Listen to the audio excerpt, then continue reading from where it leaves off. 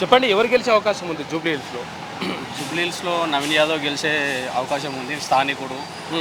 ఆయనకి పదవి లేనప్పుడే అన్నీ మాకు అందుబాటులో ఉండి ఏమన్నా సహాయం చేయడానికి దానికి దీనికి ముందు ఉండే వ్యక్తి కాబట్టి ఇప్పుడు గెలిపిస్తే మాకు ఇంకా మంచి చేస్తాడని మేము భావిస్తున్నాం. బీజేపీకి ఎట్లుంది?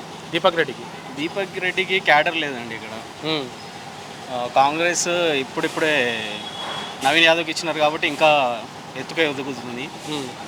గెలిచి మాగంటి గోపీనాథ్ అంటే ఇక్కడ మాగంటి గెలిచి 10 సంవత్సరాలు అవుతుంది. ఇంతవరకు మా బస్తీలోకి వచ్చి ఒక సమస్య అడిగింది లేదు.